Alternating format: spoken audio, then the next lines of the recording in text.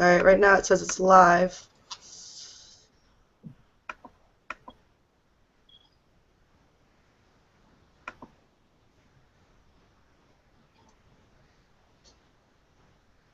Okay. All right, so we are all set. Welcome, everybody. This is Beyond the Grave Radio with Haunted Salem, where the dead educate the living. We are live on YouTube.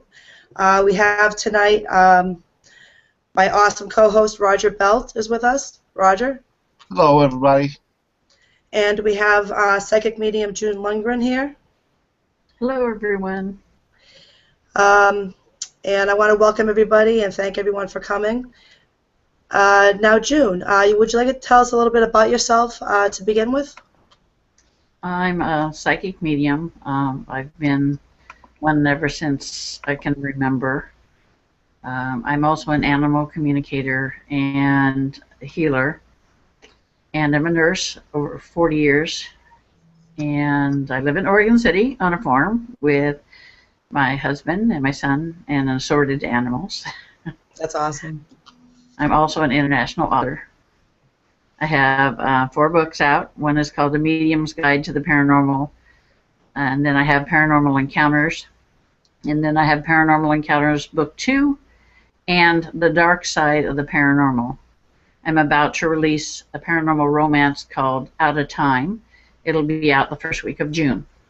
Awesome. That's awesome. All right, so we're going to talk a little bit about past lives.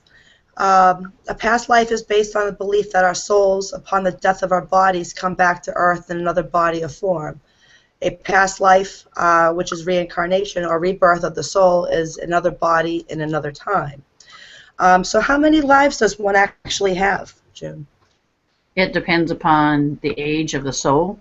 Some souls are older, and like mine, and you can live hundreds, thousands of lives. You know, it doesn't, and in those lifetimes, sometimes you live a short period of time, sometimes you live a long period of time, and each time you reincarnate and live a life, you learn more and more. Basically, the reason we come back is because we want to experience different things at different times. It's like, say you want to be a doctor. You can come back in this lifetime and be a physician. And you get to choose that? Pardon? You get to choose that? Yes. Before we even come down, we make up our mind what we want to do in that particular lifetime, what we want to experience.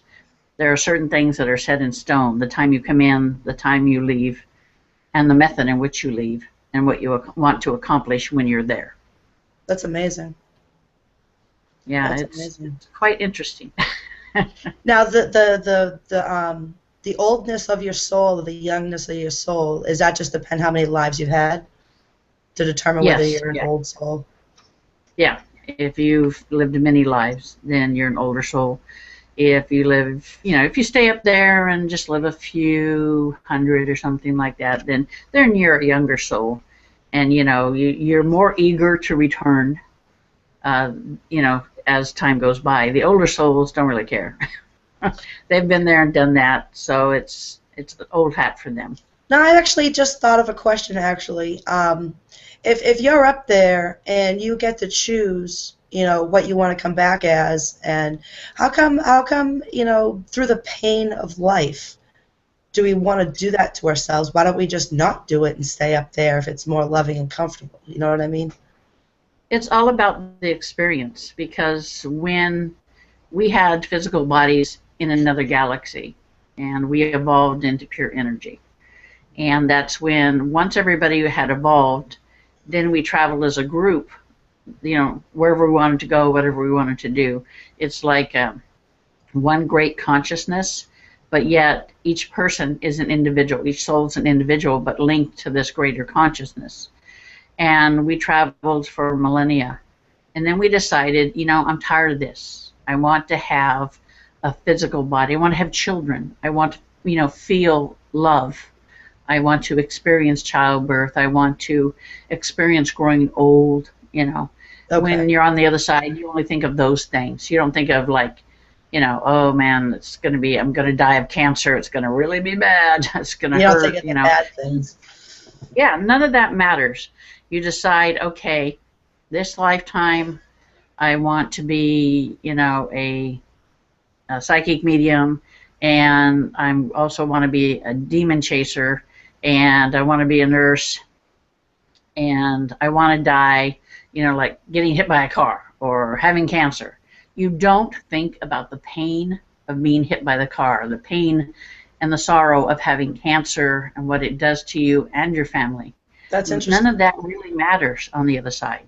Really? It's all about the experience. That's interesting. That's why a lot of people have unsubstantiated fears, like fear of height, fear of the dark, fear of drowning, because in another lifetime that happened to them. And that is, sometimes if it happens really fast, if you're reborn real fast, that will hold over. Like my husband died in 1941 on the Arizona. He drowned. He was one of the ones that were trapped under the decks. Wow. And then he was reborn in 1945. So he Wow. literally came back really quick. And he's always had an absolute fear of drowning, Yeah, I even though do his too. mother said he never even had a slip in the bathtub.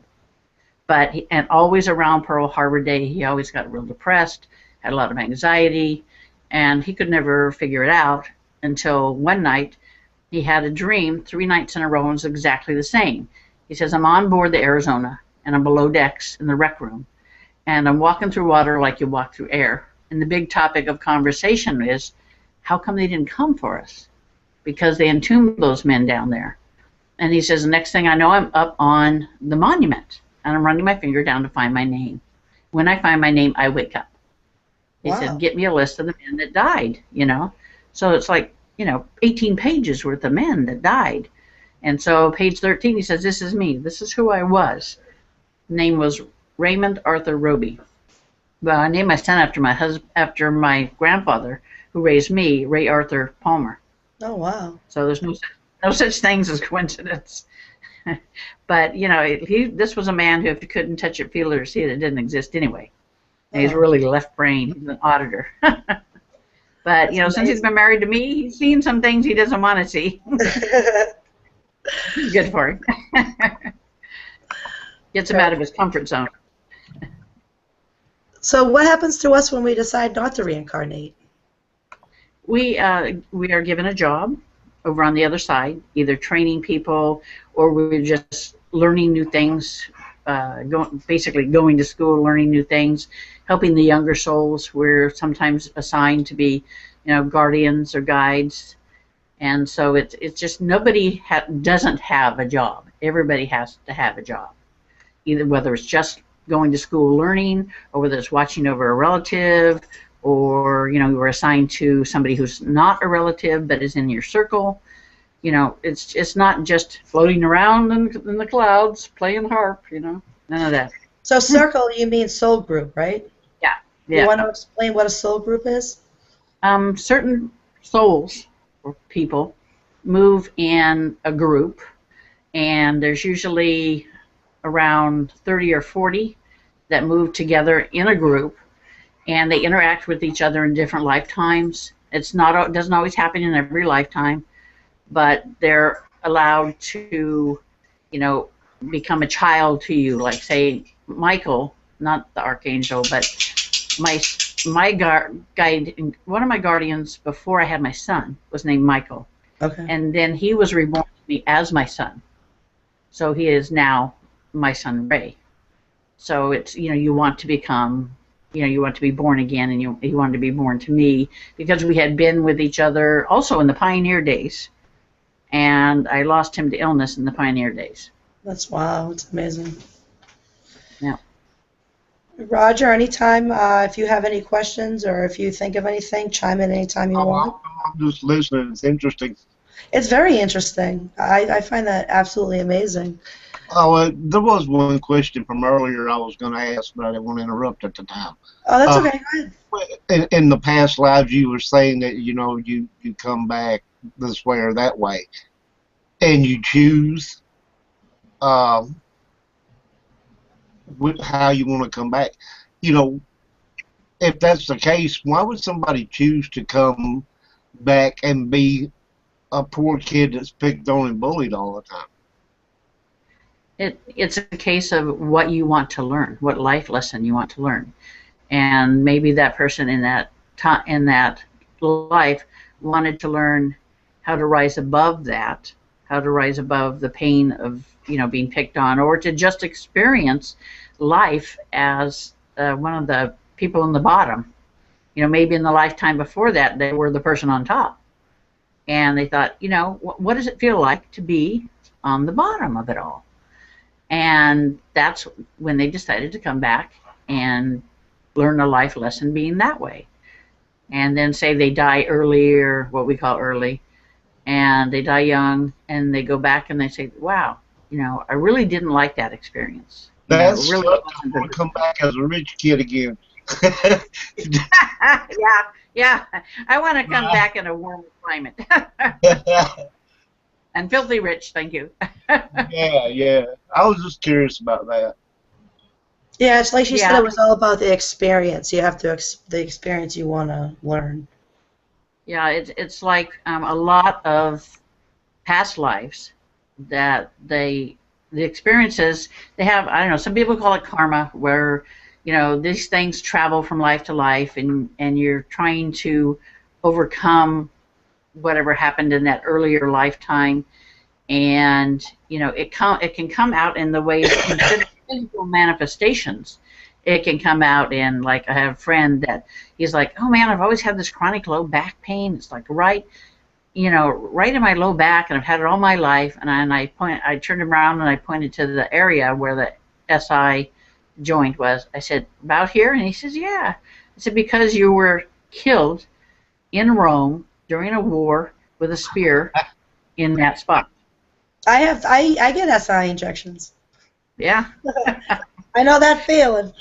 Yep. So he says, oh, well, that makes sense. Physical manifestations coming out. It's like I can't stand having anything around my neck because in the last lifetime before this one, I was strangled to death. Oh, wow. So there you go. I wouldn't have chosen that must be how down here. That must be how our past lives affect us now. It does, Right. yeah. If we don't, it's not a perfect process. You die, you go back up there, and the memories and things are purged. Usually they're purged completely, so we don't have any of that baggage left behind. But that doesn't always happen, and so then we end up with what people call karma, where these things, cause problems in successive lives.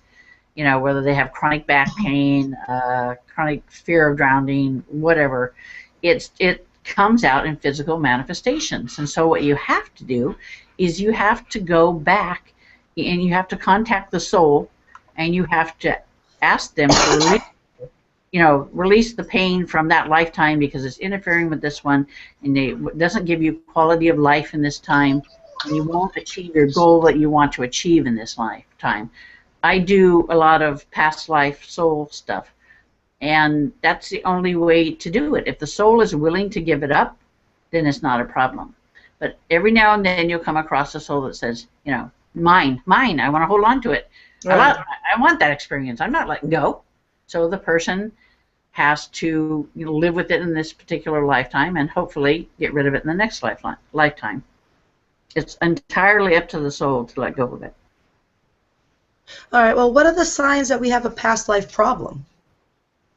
Well, like absolute fear of drowning, fear of heights, never even had any, any bad experiences, but it's just like unsubstantiated fears. It's usually a traumatic death. Now, what if you have more than one? Does that mean you're experiencing it through many different lives? Yes. It can be, it's kind of like an onion. When you go in with I'm working with a person that when I first started working with him, he couldn't even walk across the room. That's how bad physically he was. Okay. And now, 2 years later, he's like normal, and he doesn't have any of the pain he had before. He doesn't have any of the head issues he had before. He, his health has, gone 100% better, And all because we went back and accessed the soul and got the soul to release, but it wouldn't release right away. It took me, a long time to get it to actually let go. The problem is the soul is kind of like we are now. It's how some people love to wallow in self-pity, or they had a bad experience, so they never let it go. The soul has, as much as people think the soul is like pure and doesn't have issues, it does. Okay. It's because it has an individual personality. Okay, so that's that what you work with. Isn't that like soul progression therapy? What's that called? Some people call it that. I just have been working with people that, I don't know, I just call it soul therapy. Soul therapy. Yeah, because it's affects the people so much in the lifetime that they can't even function. And that's not what the lifetime was meant to be. The lifetime was meant to be a normal life. Once I go and contact the soul, I see what it wanted for this lifetime. I saw its path, where it wanted to go, and these other things are holding over, preventing the soul from achieving their goal in this lifetime. Okay. So basically, our past lives do influence us day to day, and we do carry unsolved issues from life to life. Yeah, basically. We do. Unresolved issues, yep. We come with a lot of baggage, unfortunately. I don't think there's a soul out there that doesn't have any, but there are ones that have very little. Do our past lives influence what we do today or how we live today? Or It sometimes can, and that's what we try to avoid, because you shouldn't. This should be, when you start a new life, it should be a clean slate. It should not come with all this baggage. But like I said, because we're all individuals, and even though on the other side we think, oh, I want to hold on to that lifetime because there was some good in that lifetime, and I think I should hold on to it. But you have to make it see that holding on to it can cause this lifetime to be much harder, to keep them from achieving the goal they want in this lifetime. Like, if you have a absolute, say you want to come in and be a doctor, and yet you pass out at the sight of blood. I mean, really, you're not going to achieve your goal. So you have to go back in, talk to the soul, make them understand what's happening in the physical world and how it's impacting, how this past life is impacting it, before it will consent to let go. That's amazing. It's like, shrink therapy. Yeah, no, just listening to you, it's absolutely amazing. So why do some people, remember past lives and some people don't? I thought you weren't allowed to bring that into the next life. That it was a secret, like you had to be kept. Like you can't. So why do some remember and some don't then? Because if the soul, like my husband's, was so, returned so quickly. I mean, 4 years is nothing on the other side. It's a blink of an eye. Really? And so this stuff holds over because it didn't have enough time to process and remove the bad experience, the trauma. And a lot of times what happens is the soul will leave the body before the actual death occurs. But in my husband's case, his soul stayed with the body until the actual death, and which is not a good thing, because then you have the holdover. Oh, wow. Most of the time it's like seeing a train coming. It's like, jump, But if you don't jump, if you're frozen and you just stay there, you're going to get whacked. Yeah. There's no help for it.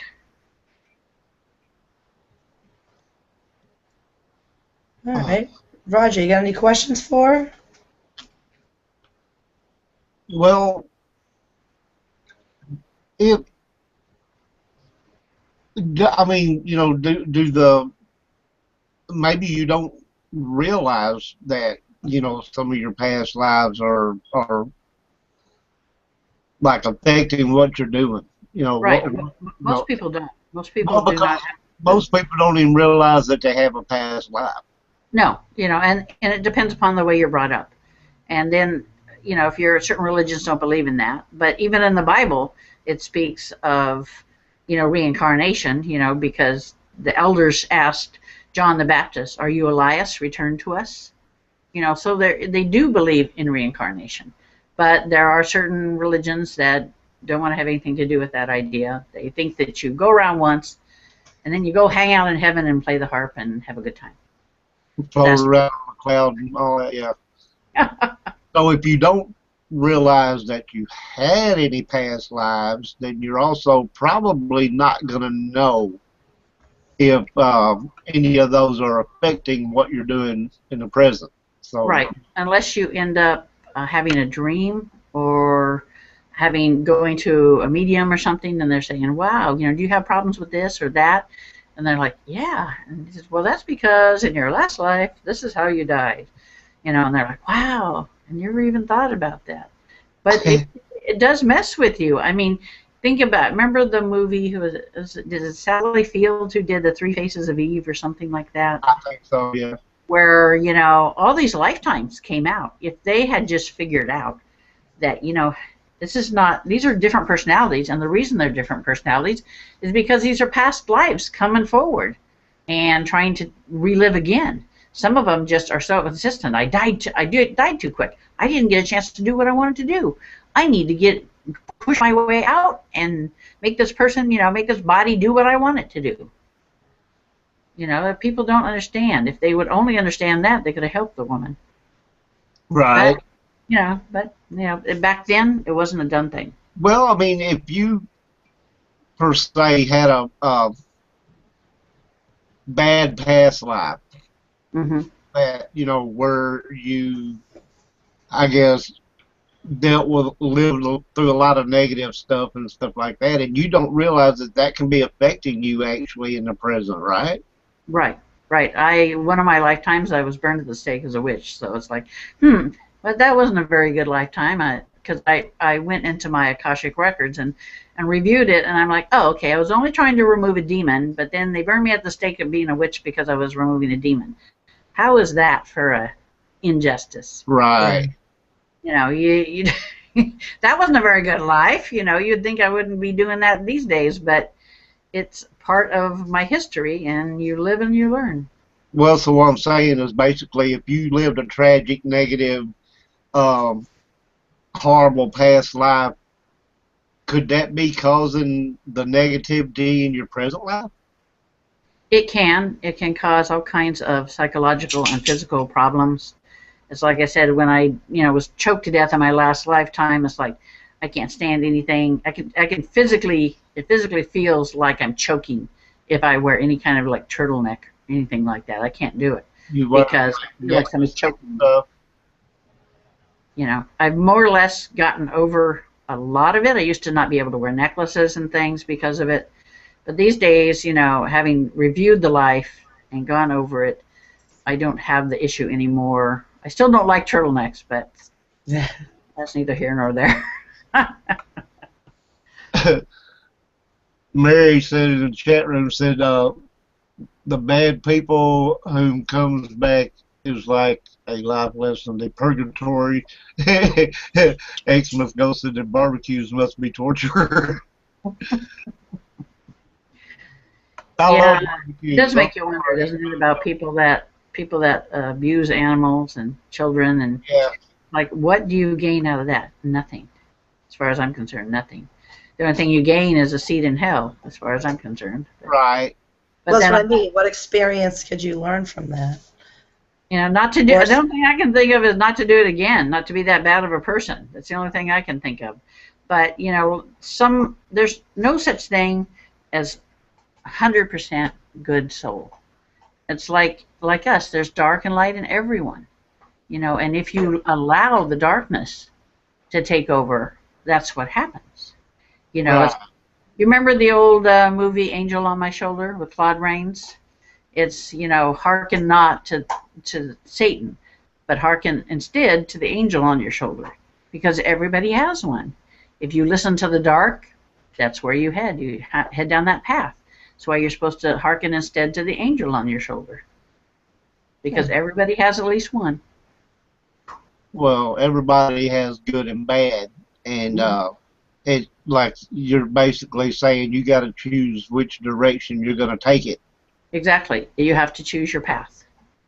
And And if you choose to go to the left instead of going to the right, then you have a pretty crummy lifetime because you've got into the darkness, you got into, Satanism, witchcraft, whatever, the dark side, well, I got to interject right there for a minute. I don't think uh, witchcraft necessarily is a bad thing, depending on which path you take that in. Yeah, Sure. I'm not talking about Wiccan. I'm talking about, the dark witches, Yeah. not the light ones. Okay, just The light ones. wanted to make sure that everybody Oh understood yeah, that, yeah, that no. that's not There's nothing necessarily. wrong with Wiccans. I have friends that are Wiccans and Reiki masters and stuff. But I'm just saying, if you use your gifts, like with my gifts, if you use them for the darkness, that's what you end up with. But if Yeah. you turn to the light instead, you end up by helping so many people. That's what I was getting at. It's kind of like pretty much everything you do in this life, you have to choose a path. Okay, Yep. It's all uh, about free will. choose the wrong path, you become an a-hole. Real uh, pain in the butt. Yeah, but you can change that too. That's one Yeah. thing about it. God gives us free will. We can say, "Oh, I'm not going to be this way anymore. I'm gonna, head down this other path. I'm going to correct myself. Go to the right and get out of the left lane and go to the right." That's very interesting. Um, Spirit guides, do they stay the same through life to life, or do they change? They change and they're reassigned. Even during this lifetime, mine have changed because my son was one of my guides when I was young. Okay. And then he was born to me, so he left, and another one came in. My great great grandmother came in and was my guide. She was assigned to me.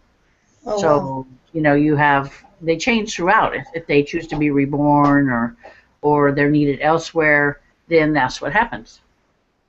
Okay, so now I got to ask this: can your spirit guides be bad and good? Um, I haven't run into any bad ones. I've run into ones that have a warped sense of humor that have been like mine, bend the rules every now and then of what they're not supposed to do versus what they're supposed to do. There's certain things that they're not allowed to do, and mine have a habit of kind of bending bending the rules a bit. But mine are older souls too, and they like, well, we're not supposed to do this, but like one day, it's like I was taking my son to school and grabbed my purse, and it felt light. Well, this was when everybody had those big planners, paper ones with the binder and everything like that in it. Yeah. I picked up my purse and it was like light, so I knew it wasn't in there. So I looked, couldn't find it anywhere. My son looked, couldn't find it anywhere, and it had my license in it. I'm like, you know what? I just got to go. I can't take any chances. So when I picked up my purse again, there it was. And I'm like, you guys did it. I'll talk to you when I get home. So they told me later that they did that so that I would not get into an accident. If I had left at that particular time, I I got a would. couple of questions for you in the chat real quick before they get spun out of sight on me. Xmas Ghost was asking, who is my angel or spirit guide? And then Margaret Criglow's asking, are the family members you have here the same on the other side? And I assume they are, but Yeah, they're within your circle. They're within your circle, or your family circle up there. Um, your ghost is Christopher. Your spirit guide, or the other guy, the something ghost. His is Christopher. Xmas Ghost. Yeah, Christopher. Well, that leads me to a question, actually. So we do reincarnate with the same group of people life after life, then? Most of the time, about 80% of the time, we do. But every now and then, a new soul comes into the circle. Ah, and one leaves and goes somewhere else. It's the freedom of choice. So if they say, well, I'm growing stagnated being in this group, I won't change. They can go to another group, and they need to find someone in another group that wants to trade, and there you go. oh Well, wow, that's interesting. is that kind of like in school then, where you have cliques? Yeah, Yeah, kind of like that. yeah. But they're not such buttheads. So I actually read somewhere, and tell me if I'm correct, that each one of our lives has similarities to each and every one of our lives. There's a main theme running through it. Yes, Yeah, that's what I thought. yeah, the main theme. Each one of our lives is very similar to each one of our lives, right? We have There, similarities. there are some people who have, like, one of the people I'm working with. He had like 3 lives where he was an absolute ass. One Really? of them, I call him the mad doctor. What he did was he experimented on people before they Oh, even died. And, they hung him. They found him. And then another one was he was a guy in the 15th century that died of colon cancer. And so he died a horrible, painful death. Okay, well, hold Mary on a second. Strickland wants Hold to on a second. know. Yeah, go ahead, Roger. I'm sorry. Mary Strickland wants to know what her guide's name is, and also Michelle Vandervern wants to know. Mary, the guide's name is Katarina. Katrina. Katarina is how she's saying it. That's her everyday guide, the one that does the most with her. And what's the other person? Michelle, and I'm not sure if I'm pronouncing her last name right, Vanderveren.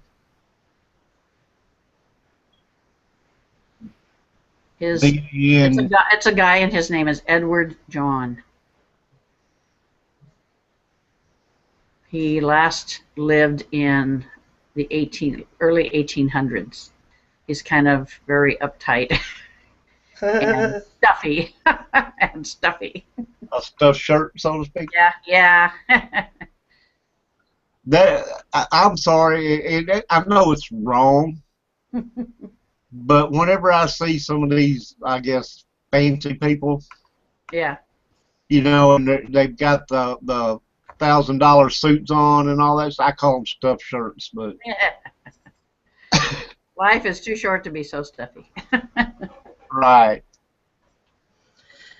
All right, so real quick, going back to what you were talking about with that guy, and Yeah, he had these 3 lives that were really, really negative. now did he have the second life and die a very painful death because of karma with the first life? No, see, the beginning life was the guy that died with cancer. Oh, Colon cancer.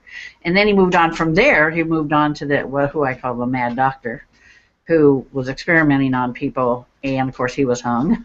They found him out. And then the next life that he came into was where he was. He calls him Mr. Oates, where he's very much in the head, very disdainful of people, and very much a negative person.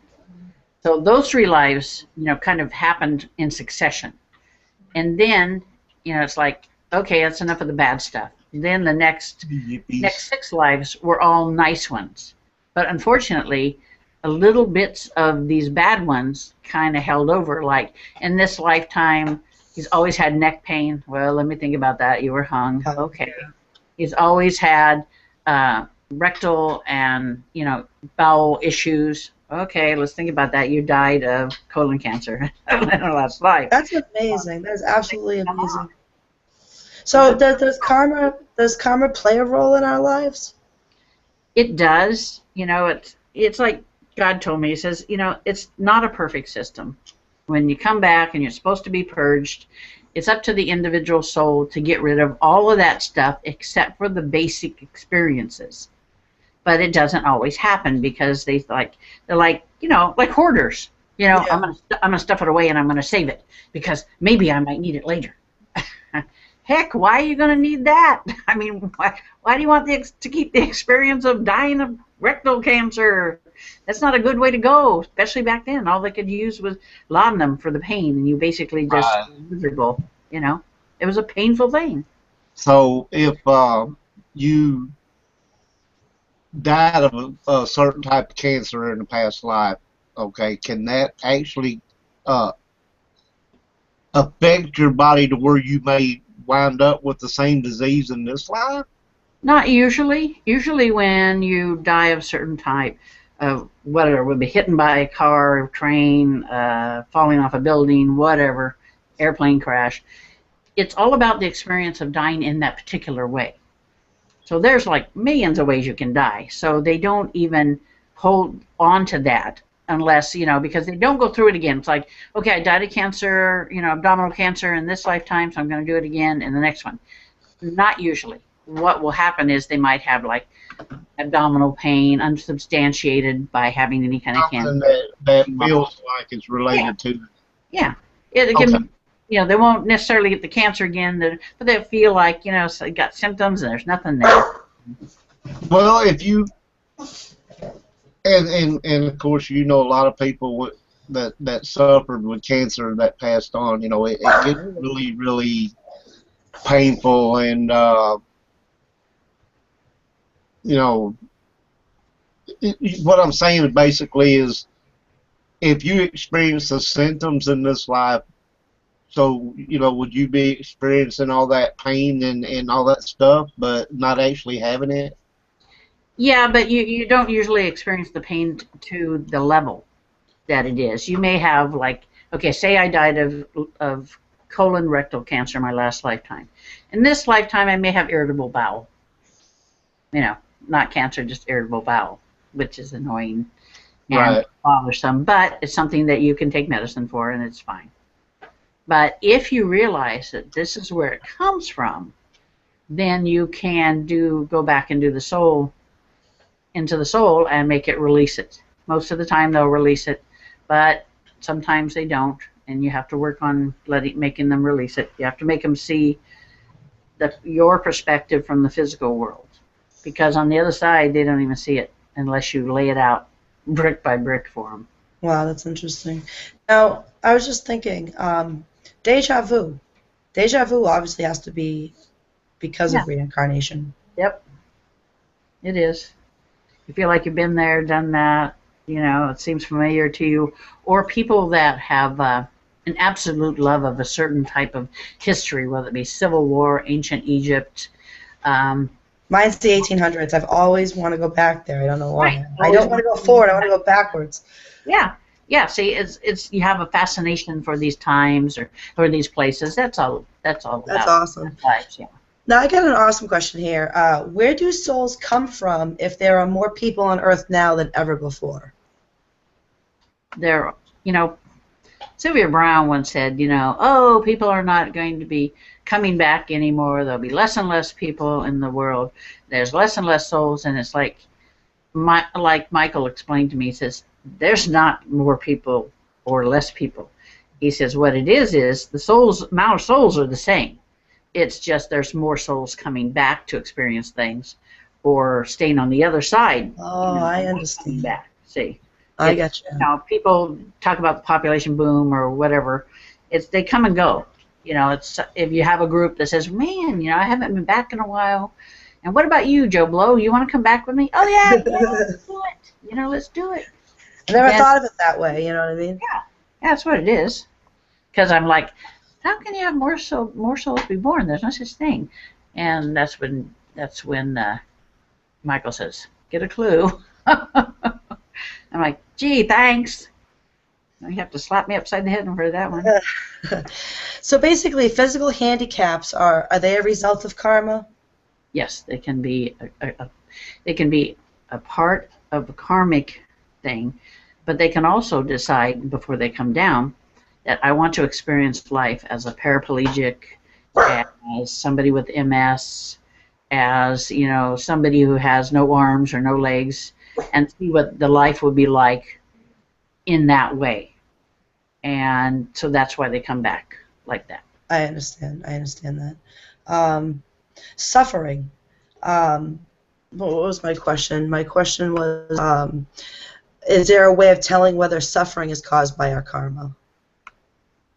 Not to your normal person, but if you have somebody with abilities, they can tell you, this is why you're suffering. You're suffering because, you did this in the past lifetime and you had a horrible life, or whatever, and that's why you're suffering in this lifetime, because it's holding over from the last one, or last 2 or 3 or whatever.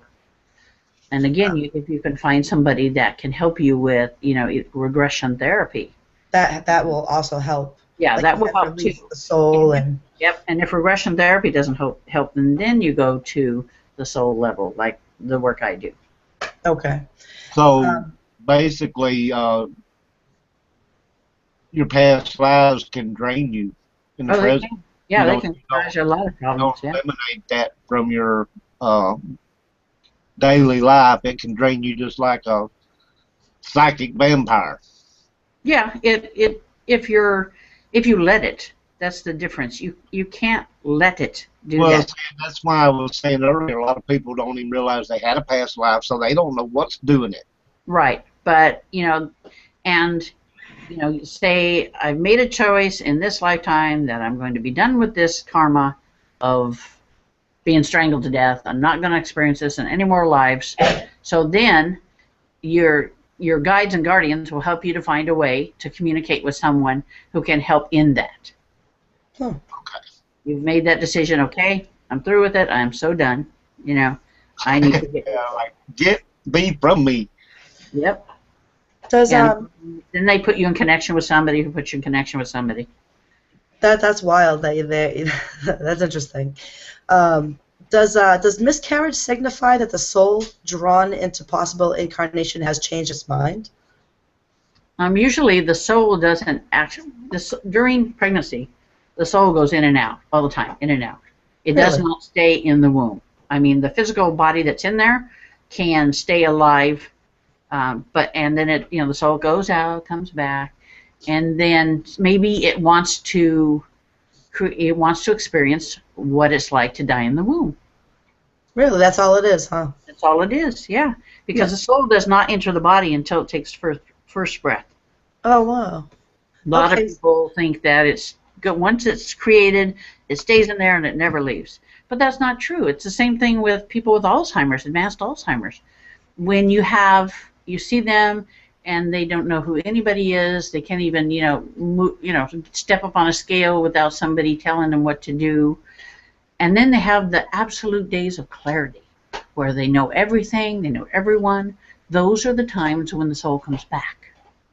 When there's no light in there, it disappears. The body can function for a while without it. But then the soul will come back, and then you'll have those moments of absolute clarity. Oh, wow. That's... I work internal medicine, so I work with an older group of people. That is very deep. It is deep. That is definitely deep. Now, how much time is there between incarnations? Is it a choice? It's a choice. It's a free will choice, because God doesn't say, well, you got to go back now. Your time is up. You got to go back now. So it's our choice to whether we go back, how many times we go back, and where we go back to? Yeah. It's our choice what we want to do, if we want to go back, or if we just want to hang out, on the other side. It's strictly up to us. He doesn't make us go. He doesn't say, no, you can't go. If you say to him, I really would like to go back and become a ballerina. And he'll say, okay, well, let me get somebody to cover your person, that you're supposed to be watching over. And so a guardian is brought in, and the other person is born. That is wild. That's crazy. Yeah, it's quite interesting on the other side. When I died, it was like, wow, this is cool. I'm okay with this. Yeah, that sounds pretty cool. Awesome job, Roger. Definitely in chat, because I'm not in there right now. So thank you for being in chat. Thank you. Yeah, we are coming up on the hour. This is Beyond the Grave Radio. So basically, what do our past lives have to do with our current life? It depends. If we've, like I said, if we've decided I've carried this karma or carried this problem through these lifetimes, and I've decided I'm going to come back, and in this lifetime, I'm going to let go of the pain or let go of, the traumatic death that I had in the last 3 lifetimes. Then it's, then we do, if we've made that decision, we find a way to get to a person that can help us to get rid of the karma. A lot of times people don't know that it is karma, and they just like, I don't know, it's like a black cloud is following me all the time, or I feel like I don't even belong here. Like, that's how I feel. I feel like I don't belong here. I'm in the wrong generation. I've felt that a lot of times. Yeah, that's past life issues where they feel like, they're not comfortable in this world. They're not comfortable in this time. They feel more comfortable back in the pioneer days or the days of the Romans or the days of the 20s, gangland stuff, whatever. That's where that comes from. It's like all these people that like to go and reenact the Civil War. That's all because they died in the Civil War, and that's why they like to reenact it. I was told I died in the Civil War. Also, so. Yeah, you were a Southern boy, bound determined to lose. So basically, if we can make ourselves feel better by doing regression, past life regression, that that could help us in our current lives if we do that. Yes, it can. Although there are people that are afraid of what they'll see, afraid of what they'll experience. But if you have somebody who knows what they're doing in regression therapy, you look at it from an outside perspective. You don't relive that life and all the trauma associated with that life. You look at it from an outside point of view so that none of that bothers you in this lifetime. The same way with the soul. When you go to the Akashic Records, you open the book on a particular lifetime and you say, I want to review this lifetime, but I want to make sure that nothing from this lifetime that's negative influences me in my current lifetime. And then you proceed to review the book. It's like reading somebody else's life story.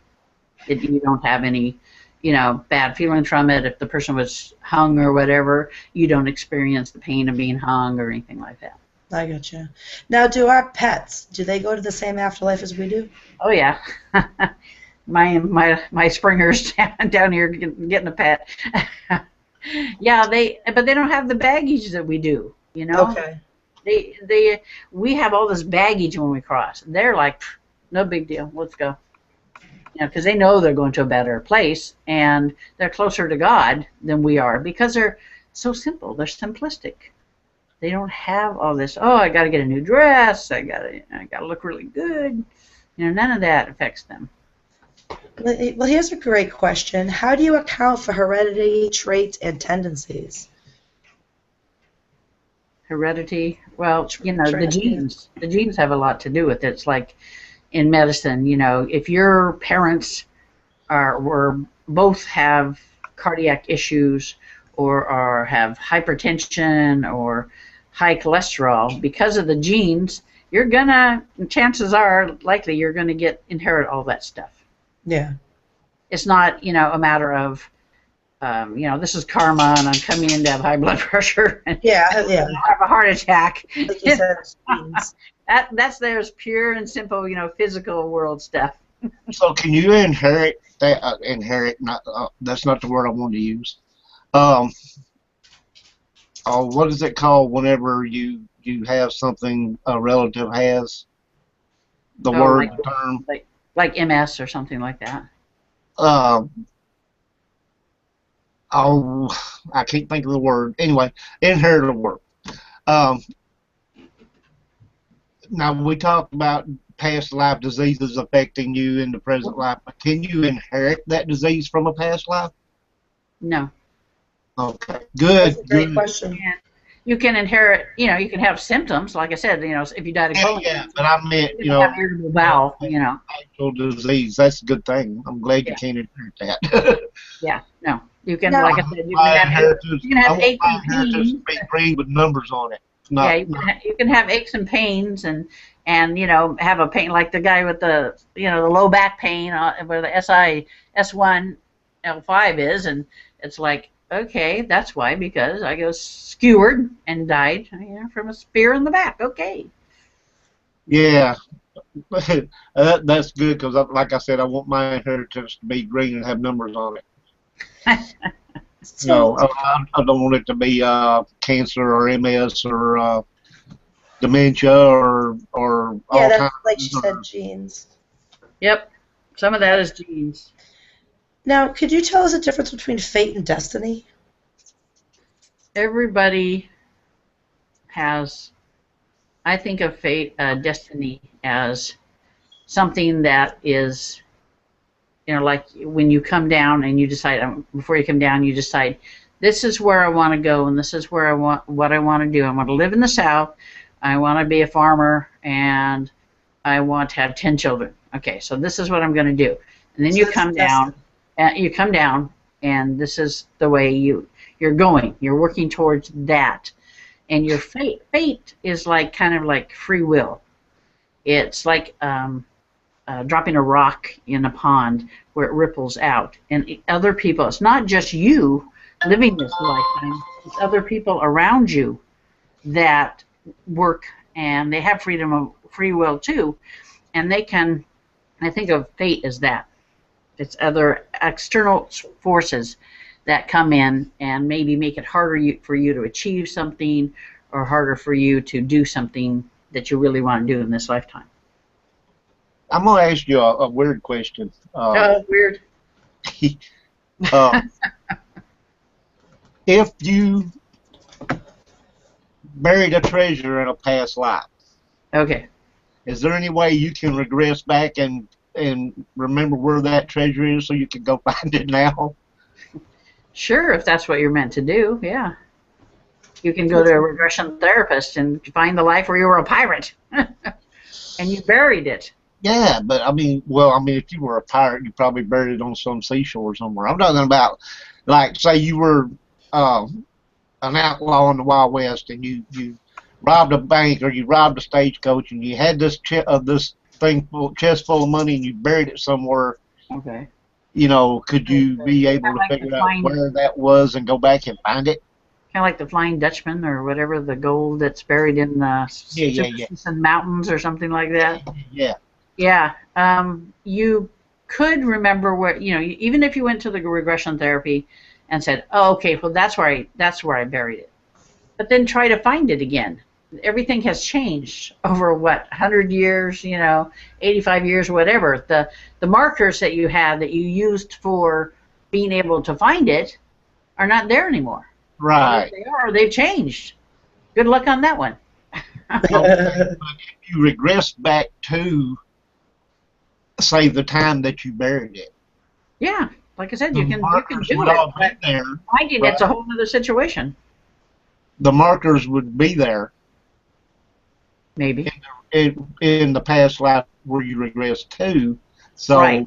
why But couldn't you look around and say, okay, well, those markers are probably not going to be here, so I need to look for the next marker that would not disappear.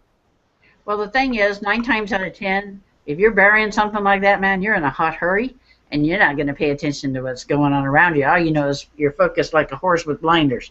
This is where I want to put it, and I'll look at this stone, and that group of stones is going to be there.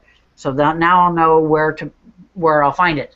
But then, voila, you come back, 100 years later, and it's like, damn, where are those stones? They were over there. Where'd they go?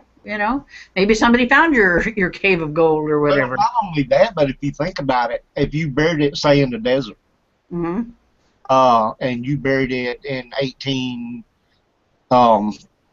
let's just say 1860, for example. Uh-huh. By this time, there would be layers and layers and layers of more sand and all this stuff on top of that. So it would be a lot deeper than you originally. Right. And things shift. Earthquakes. Yeah. So it might be like so many degrees to the right of you or to the left of you or whatever. Or more. Might be another 3 or 4 or 5 feet down. At least. Yeah. That'd be crazy trying to dig it up even though if you knew it was there. You spend a lifetime trying to find it again. Yeah. You're after a while you say this isn't worth it. It's not here, and I can't find it, and let's just say forget it. And it's too bad that, in that life when you actually buried it, you couldn't tell yourself, well, look, I know I'm going to come back in the future as another person, and I want to come back and get this. So, look. Unfortunately, people back then just were trying to survive. They didn't even have a thought about, the future or anything else. All they were doing was trying to get from day to day. Unfortunately, things were tough back then. Oh, yeah. Anyway, that's enough interruption about buried treasure. Oh, that's okay. You go right ahead on it. I'm enjoying the conversation. I just thought that was interesting if you could do that, It's like, oh yeah, I remember I buried my watch here. Oh, okay. Yeah, if I buried $100,000 back in 1860, I want it, Yeah. Where is it? I want to go back and get it now. I need it. Yeah. I'm afraid I'd go back and get it long before in that lifetime after things cooled off. But if you did bury it, you better hope that it's in coin form because paper money from back then ain't worth diddly squat nowadays. Yep. So. That's true. You think it would be worth more, Could you imagine what those coins would be worth, though? Oh, yeah. Know, right? Wow. Gold, yeah, that'd be worth some money. Oh, yeah. Anyway. Near-death experiences, you passing away and then making the decision you want to come back. Are you able to? It depends. If you're like me, and when I crossed, I knew that it wasn't my time.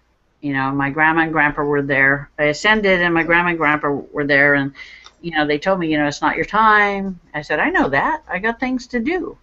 But this was meant as, for me, it was meant as informational. It's like, I want to tell you that this is who you are, and this is that heaven does exist, and that hell does exist. If you had any doubt whatsoever, here it is. We're going to show you this is the way it is. They led me over to this window, and it's like a big bay window, and he said, look at all those people down there. Everyone's got a tiny thread coming from the top of their head. Some are lit up, and some aren't. The ones that are lit up are the people that have made that soul connection, like I have made the connection with your soul. The ones that are dark are the people that still have yet to make it. I said, cool. I said, if that's real, then what about hell? And he waved his arm, and this like black pit opened up, and the screaming from it was horrible. And these things trying to reach up out of it, there's so much pain and suffering there. And it's like, close it. So he waved his arm, and it went away. I said, okay, so they both exist. He's like, yes, they do. He said, what you're seeing, he says, is your mind's concept of what it should be or what it should look like. Yeah, exactly. It's your mind trying to grasp the content of this. And he said, that's why, they make you relive your life all the way back to the core soul. And then that's when he said, this is who your soul belongs to. And I guess it was my time to understand who I was and what I was supposed to be doing. And so then he said, this is who you are. Your soul belongs to Ariel, the archangel. He said, you were sent back to learn how to have compassion for man, and you will continue to reincarnate until you get it right. Thank you. And I'm like, thanks, appreciate that. I'd rather be up here. But, I couldn't deal with it. I couldn't deal with it at that time, so I kind of put it away from me. And then they told me, you're going to have a son in a year. And then towards the end of the year, I had just met my husband and started going out with him. And then we got engaged and got married, and I had my son about a year after our marriage. Wow. It feels so good when you're on the other side. Like you don't want to. Well, that's what I mean. If you're near that experience and you don't want to come back because of the pleasantness. Yeah, but I knew that this wasn't my time, and probably occurred because of who my soul belongs to. And but I thought there was no accidents. I thought when you die, and that was meant for you to happen. So there are accidents where. No, this was meant to happen, always meant to happen to me, to get me to understand who I was and what job I needed to do in this life. It was a lesson. Yes, it was a life lesson. That's why it was given to you. Yeah. Can you use like what lesson you want to learn and say, hey, I want to go back and I want to learn this? Yeah, you can. That's cool. With me, it's like, God says, he says, you have done this work for me in all of your lifetimes and will continue to do it in every lifetime. He says, in some lifetimes you come to the understanding early, and sometimes you come to it late. Of course, I come to it late. I was like 29 years old. But at least I came to it, and at least I understood, and I didn't say, no way, I'm not doing this. It's like it felt right. It felt like this is what I was meant to do. And that's why when, he says, all your lifetimes you've helped people by removing the negatives. And so you will continue to do that in this lifetime. And he said, you won't have to worry about them harming you or anything, because if they harm the physical body, then she would be released, and they really don't want that to happen because she'd be on them like. Okay, I gotta ask you this question, and it's probably going to come off as a little personal. I'm sorry, but curiosity got the better of me. Oh. When you say God told you and you talk to God, how does that happen? It was one day I had delivered my son, and I was experiencing postpartum depression. And I was talking to my sister, and I said, I'm so tired of this. I need to find out what's going on. I'm just so miserable. Doesn't God care, about me? How come he can't help me? That sort of thing. And I guess I thought, I'm going to hear this big boom, and he's going to say, it's okay, it'll be all right. But of course, that did not happen. So I thought, okay, fine, sure, whatever. And so I was talking to my sister. She's one of my guardians. And I said, well, what does God think about this? Or what does God think about that? And she's like, well, why don't you just ask him? I said, are you kidding? This is God we're talking about. We're not talking about you or my grandma or something like that. He said, no. She says, no, it's very simple. You mortals make it harder than it has to be. She said, you make everything harder. She said, all you have to do is clear your mind and think of him, and he'll respond. I'm like, no, it can't be that simple. Something's up with that. That can't be right. And so I like, okay, I'm going to do it. So I cleared my mind, and this was probably about midnight or so, and everybody else is asleep. I'm by myself, and I hear this voice say, it's me, child. What do you want? And I'm like, I remembered my grandmother's words. She says, you try the spirits. You don't take them for what they say they are. You make them prove who and what they are. She says, you never just accept what they say. And I'm like, okay. I said, if you're really God, what can you do to prove to me that you're who you say you are? He says, I'm going to give you the gift of healing. And I'm like, yeah, right. Okay. Feel like Bill Cosby. Am I on candid camera? And he's like, and then the next thing I know, my body started vibrating, and it was hot. And the next thing I know, I'm picking myself up off the ground.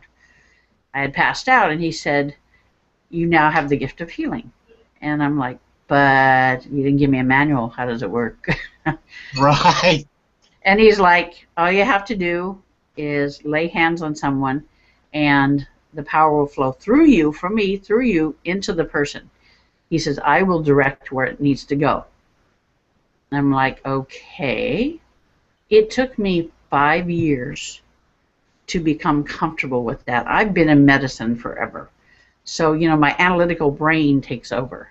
And it says, what if? And he knew that that's what I was going through, and that's what was happening with me. And so he gave me the time that I needed to learn about it And he gave me simple tasks at first. And then, you know, once I became comfortable with the healings and saw that people were actually got better, people, animals actually got better, then I felt more encouraged. But I've been doing it for like 20 years now. And it's a case of, I tell people, you know, this is what the issue is. I know this is what the issue is. I said, I'm going to do a healing on you. I said, God heals through me. I said, it's not me doing the work. And I said, I want you to go to your doctor. I want you to go to your doctor, check in with your doctor, make sure that everything is fine. You know, I said, I don't want you to say, oh, well, you know, now that, you know, you've laid my hands on me that I'm just perfect now. I said, no. I said, you need to go and check in with your doctor. That's the brain, that's the analytical part of me, the nurse part of me kicking in. But people have been cured of different things, cancer, fibromyalgia, all kinds of things. But when he sends people to me, he tells me if a person can be, you know, has contracted in this lifetime to be healed of this, or if they've contracted in this lifetime to die from it.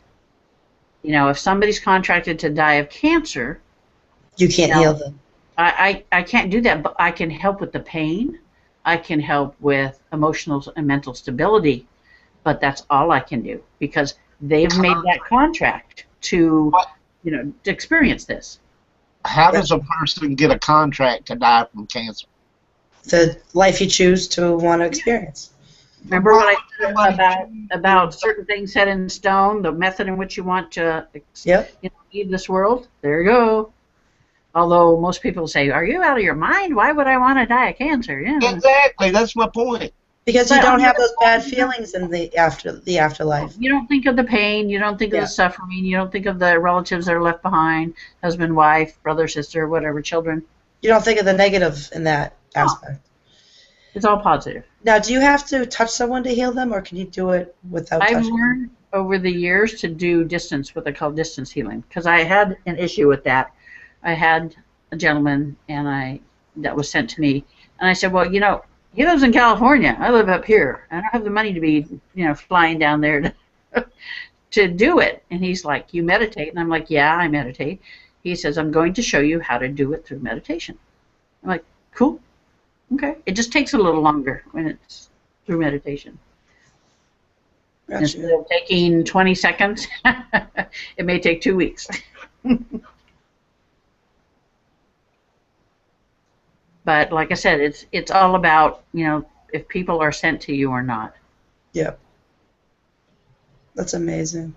I make sure I tell people, you know, this is what you're contracted to, you know, die from. I cannot change your contract. I can help you. Like I had a lady from Washington say, you know, my husband's got Alzheimer's and stuff, and it's getting really bad. And I said, it's what he's contracted to die from. I said, but I can help stabilize his moods and his mind. And Okay, so I'm sorry managed to to interrupt do you, that. but I gotta ask: if God can't change the contract, then who set the contract that's got more power than God? The individual. It's You all don't about have the more free power will than of the God. individual. He will not interfere in somebody's in So somebody's you're saying, contract. okay, I think I understand. You're saying if I decided that's what I wanted to do, and I Right. said, you know, this is how I want to go, Right. then he would not interfere. It's not that he couldn't interfere, but he Right. wouldn't. He could, but it's Okay, all about okay, that's what I was trying to understand. yeah, it's all about free will, and Yeah. he will not force you to not die of this or whatever, you know, because that would be him bending you to his will, and that's not right, you know, because he give us free will. Okay, that's what I was trying to understand because Yeah. you know, It's not that he I thought, couldn't. well, nobody has more power than God, right? Right, So how right. could you know It's not God that he not couldn't. It's just change? that he will not go against what you want. Okay, good. That's what I wanted to know. And I'm sure probably there was other people out there that was wondering the same thing. So good answer. I like that. Yeah, he could, but he's not going to step on your toes. Exactly. You know, 'cause Okay, carry on. I'm sorry I interrupted you. oh, that's fine. Oh no, keep going because I mean, I asked pretty much the questions that I wanted to ask out of this. Yeah, animals are cool because they don't have the baggage, and so they Right. can come back. You know, a lot of people will ask me, well, if you're a person, can you come back as an animal? And you can come back as an animal. It doesn't happen very often, but it does. My Springer that I have right now is the reincarnation of my very first Springer, Susie, and she has all the same qualities and the same disposition as Susie had. And you know, if you love them and take care of them, they will come back to you. My Doberman, who was 6 foot from nose to tail and 200 pounds, he was a gladiator Doberman. He's come back as as a 19-pound Cocker Spaniel. Poor guy. They have no concept of size, but he's just as ornery as the Doberman was.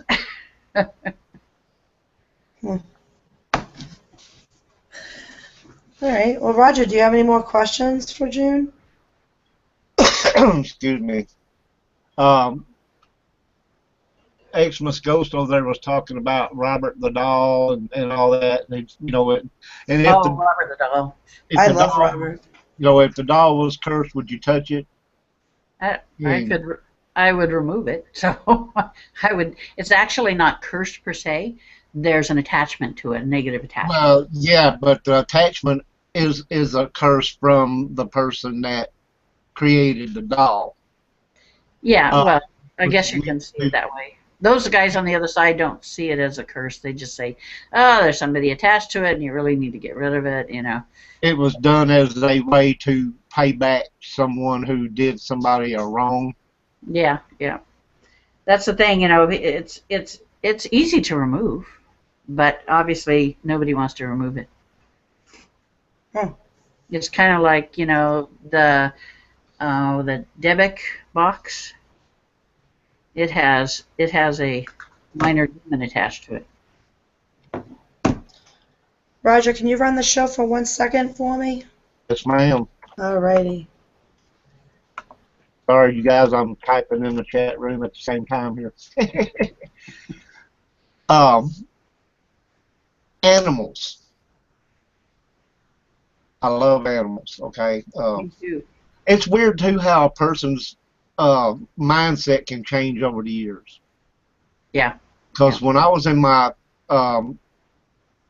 20s and 30s and all that, I used to love to hunt, Uh-huh.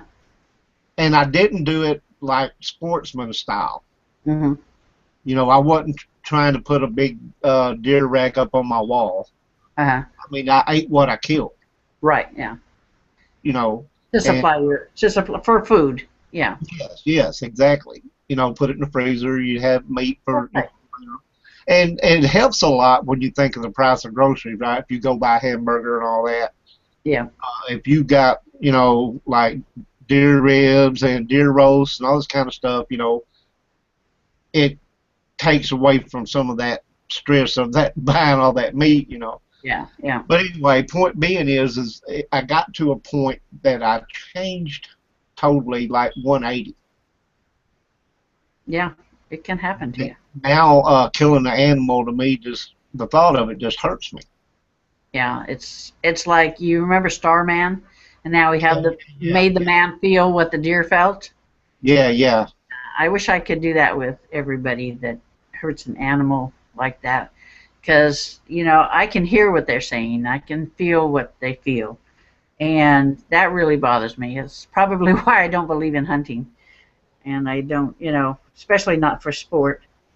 But you know, if you're going to feed your family, that's one thing, but I just don't, you know, make sure you do it so that they die instantly and not left to suffer. Well, and even you know, I think the one good thing about some of the sports hunters, and like I said, didn't do that then, and I wouldn't do it now if I did still hunt. But they do have the carcasses processed and it's given to needy people. Yeah, So that I mean, I can kind of go along with that. I just don't believe in these, you know, big game hunters going to like Africa and stuff like that. Yeah. You see the picture, the post on Facebook of the woman that shot the giraffe? Oh yes. Oh, I'm so good. Look at me and taking a picture with this giraffe. What in the world did a giraffe do to you?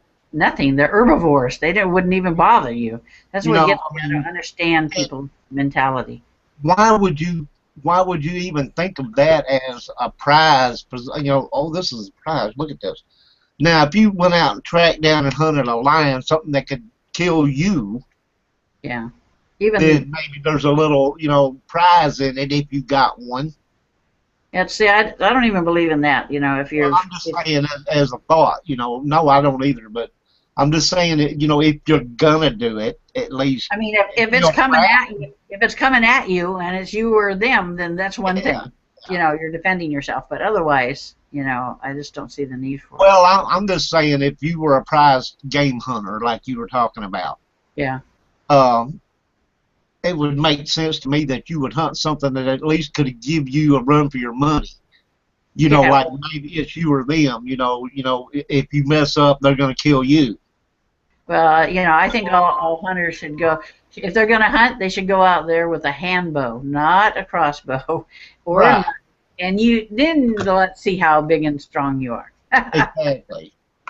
You know, and I think you'd lose every time. give yourself at least a challenge against something that could, you know, that could kill you as easy as you could kill them. Yep. Yep. You know, I mean, and that's just the way I look at it. I don't agree with it Yeah. anyway, but if you're gonna do that, at least do it with something that has as much chance against you as you do them Yep. or it. You know, make it a worthy thing. Do it You like know, they did back in the caveman days. yeah, that's what was just going through my head. You want to be big guy, you go with If caveman you're days. spirit, you go out there and yeah, exactly. It'll kick your butt every time. I'm sorry, but if I went out there with a spear, I'd be eat already. I'd be lying food.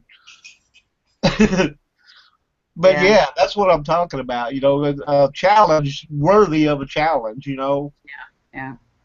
I just oh, I'm gonna go out here and kill this hippopotamus. Yeah, it was coming at me, and it's probably just gonna come up there and stick its tongue out and go, bleh. You yeah. know? But It's like, you want a piece of me? You want a piece of me? yeah. Let me smush you. Come and get me. I'm bad. But anyway, I got way up from where I was going, but that was interesting stuff. Animals, as you were saying, you know, people don't come back as animals, but if you could, and this is just me to you question, if you could, what animal would you come back as? I think I'd probably come back as a dog because I like dogs. I was hoping my mother would come back as a hairless Chihuahua, but owned by a big old fat woman who I don't know, who bathed her every day or something, so she could freeze to death. I'm bad. My mother, you can tell what I think about my mom. She's bipolar, and you know, as a child, she used to beat us with the boards, baseball bats, whatever she could get her hands on. She I didn't care. think I would, you know, and I've wondered about this. We become, it's kind of like in the Lion King movie, you know, when um, Mufasa was explaining to Simba about the circle of life and that you Yeah, go through it, you become the grass and the animals eat the grass and, right. you know, and that's true. That's the way it works pretty Yeah, much. yeah, Uh,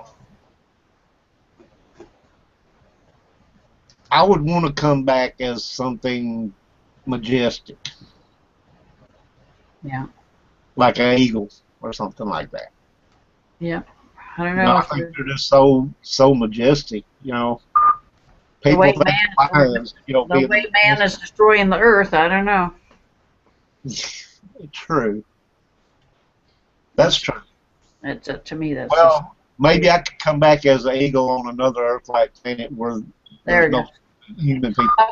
Living up in the Tetons or something where you don't have to deal with man. Yeah, there you go. Living up in Alaska, bald eagles living up there, like, stay away from man. A barracuda. Yeah, that would be good too. Somebody in chat was talking about a barracuda. Well, I mean, if you were going to be come back as an ocean creature. Yeah, because there are areas in the ocean that are, that have never been explored before, and man doesn't stick his too nosy nose in it. If I'm going to come back as an ocean creature, I'm going to come back with a fair chance of surviving for a little while. Not be come back as a blue whale or something like that. Yeah, there you go. Yeah, or a killer whale. Yeah. At least you got a sporting chance of surviving for a little while, Yeah. Yeah, they live. Oh, come back as a baby sea turtle. Go. Yeah, the sea turtles live to be old, 100 years old and stuff. Right. Them things live forever. Yeah, they're ancient. And they should do a study on them. You talk about, they're always studying stuff. Yeah. They should do a study on one of those and try and figure out how they live that long. Probably genetics, I'm sure. Well, and see, there might be some way they could use some of that genetics to help people live longer. I don't think we're ready to live longer. Well, mankind. Yeah, there are some that don't need to, but yeah.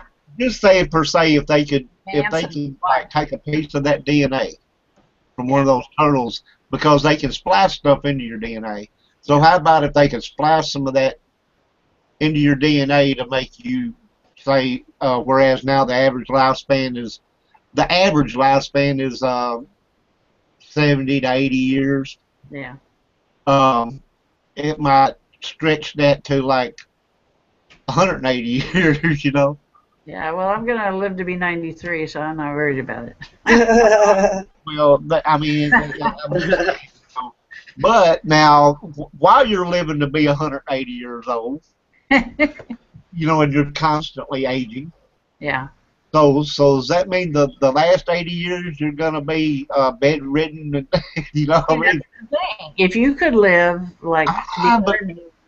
in good health and have all your faculties, that would be one thing. Oh, but, it's not likely to happen.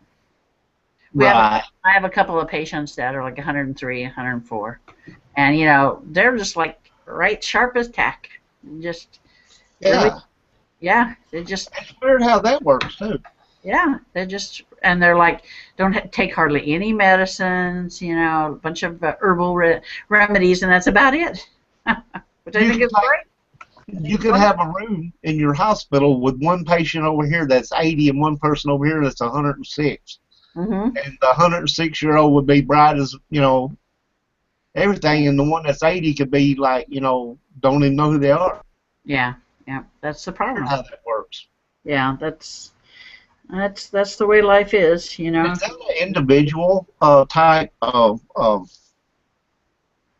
don't want to use the word karma because it's not really, could that be, because each individual's, I think, makeup is different. Yeah.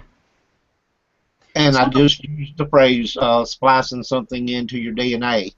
Yeah. What about, you get these serial killers and stuff like that. I wouldn't want them to live.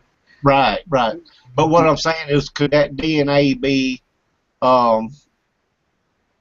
pre-programmed that when you get to be 80 years old, you're going to have this and this, and you're not going to know who you are, and I don't think we've come to that point yet in our research with DNA. I know that they have nanobots that go in and they're injected and they seek out certain types of poison in the body and they encompass it and absorb it, and then it's released through the kidneys. They have that now, and they're doing experiments with it. They have a new pump for a heart that has no working pieces to it. There's no motor in it. It's it's run like the old Egyptian water size That's a that good run uphill, and the pressure in the arteries keep it running, and you don't have a pulse. Wow. Yeah. Uh, question for you in chat over here. Mary Strickland was asking, do you believe that an angel can incarnate? Yeah, of course. Hence, Ariel stuck in my body.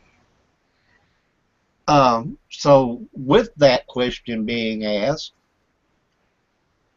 does an angel have a lifespan too, and then they reincarnate?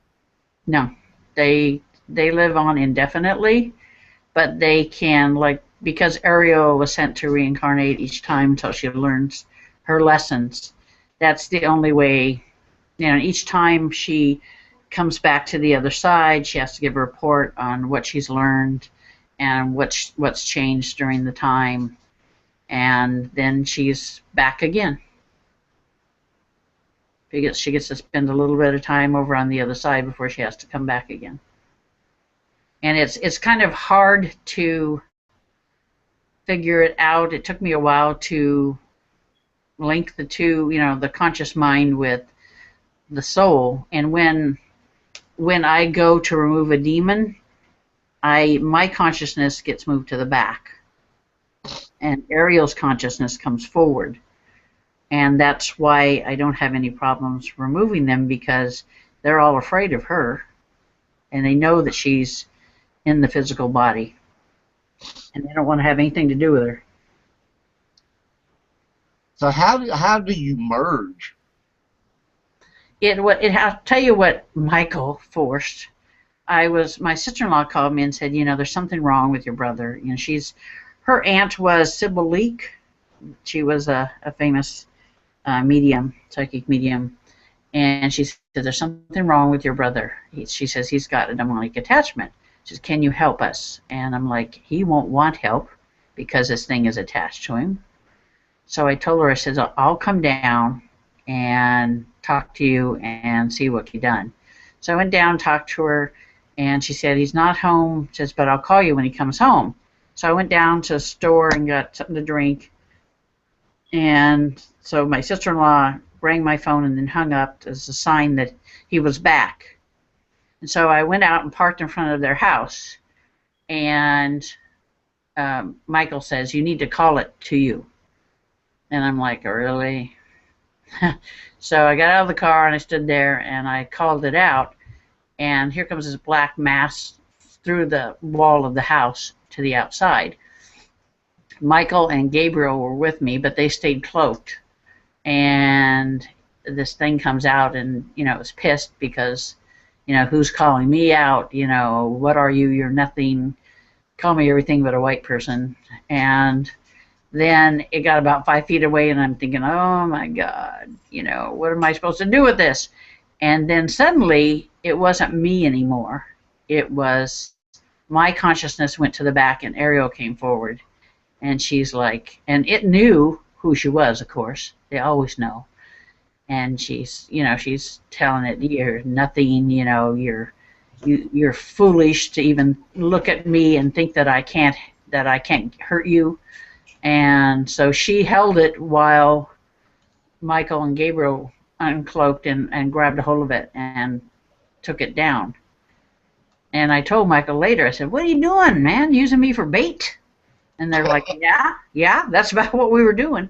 He said, the only way to force you to bring her forward was to do something like this, because she won't stay hidden when faced with a demon. She'll just push her way out. And I'm like, well, don't do it again. And he's like, he said, you had to learn that is what happens. And I'm like, well, don't do it again. So from then on, he helped me learn to bring her forward when I needed to and push her back when I don't need her. That's cool. Okay, yeah, that would be pretty neat. Yeah, except for he has attitude. He definitely has attitude, so I try to keep her stuffed in the back, but every now and then her attitude will come out. I'm like, down, girl, down, down. Back up, back up. Yeah, get back in there. Get back in your box. Go. Yeah, there you go. You're encroaching on my space. Yeah, I'm trying to talk to these people, and you're like wanting to push forward and give your 2 cents worth. Stay back there. People say that when that happens, that my whole face turns different, and my eyes are. I'm like, well, if you had all that lighting, you would too. Christine, are you here? Yeah, I am here. Okay, I didn't know if you'd come back yet or not. Oh, yeah, I had to make a couple of phone calls. Yeah, no, I've been listening to the conversation. Okay, I didn't hear you and you didn't say anything, and Oh, yeah, no, I was listening. I didn't even know you were here. I think you are absolutely fascinating and amazing, June. I really do. And I love talking with you because I could just talk with you forever. I have to live with this every day. My poor husband, he's like, I didn't tell him for a couple years after we were married, what I was all about. That's bad. Things going on. He's like, what in the world is happening? You don't say anything for 2 years. I told him, like, right before our son was born, I said, listen, I said, this is what I can do. This is who I am. And he's like, okay. And I said, and the child is going to be a boy, and he'll probably have gifts too. So look at it that way. You're going to be surrounded. Yeah, that's awesome. And I don't think he really put 2 and 2 together until my grandmother visited him one night, and he's like, he thought it was me because my grandmother was a bit shorter than me, but we looked the same face-wise. And he's like, except for she wore remember those old glasses, like cat's eyes, that they used to wear in the 50s? She was wearing those, and he's like, what'd you do with your glasses? I said, what are you talking about? And he's like, you came out here, you stood at the end of the entry to the living room and stared at me, and then walked back down the bedroom hallway and disappeared. I said, no, I didn't. I said, I was in the bedroom folding clothes. And he's like, no, that was you. And then he saw her again about a month later, and it freaked him out again. And then we were sitting in the dining room, and I was sitting in the living room, and the kitchen, we have like this pass-through window where you can see the kitchen, and it was dark in there. And he's like, Ray? And I'm like, Ray's downstairs. What do you want? And he's like, I'm not going to tell you what I saw. You don't want to know. Pale face, long hair. I'm like, oh, that's my sister. Don't worry about it. He's like, make them go away. I don't want to see them. We went to the coast one year about 5 or 6 years ago, and we stayed at our timeshare in Newport, Oregon. And I was upstairs watching TV, and my son and my husband were downstairs, and I felt this cold feeling, and I'm like, something's up. And I hear my husband bellow. So I go downstairs, and he's like, what is that thing? He thought at first he thought it was a little girl, because that's what it showed itself to him as. And I'm like, look again at it. So he looked again at it, and it morphed into a shadow person. I said, and then it just like, I said, I'll get rid of it. And the next thing I know, it like booked out the glass doors, and I'm like, he says, what the heck was that? And I'm like, it's a shadow person. Welcome to my world. He said, I don't want to see it again. I'm like, hey, not my problem. Well, awesome. I want to thank everybody in chat. I want to thank you, June, Roger, you as well. Do you have any more questions for June before we skedaddle out of here for the night? Any questions in chat over there for Miss June before we shut this thing down? Give them a couple of seconds, sir, and see what comes up. Sure. Anyway, I have thoroughly enjoyed this, and you have opened a lot of input for me that I had questions on this time around. Absolutely. And yeah, I think I'm going to come back as a grizzly bear. There you go. Hey, it's your choice. You can make that choice, Roger. Yeah, I had my books were taken up. I had them signed with a contract with a regular publishing house, but then they wanted me to change it to a pagan book, and I'm like, you know what? That's not happening. I'm a Christian. I'm not going to change it. I don't care what you want. So I dissolved the contract. Right. So now everybody can get my book, The Dark Side of the Paranormal, on Amazon. You can get them there now. All my books now. And the new one that I'm about to release, you'll be able to get that there too, in print or as ebook. Now I can't do it because this is Christina's show, but if you can send Christina some links, she can actually put them in the chat room over there. Yep, I'll do it. I don't think it allows it, does it?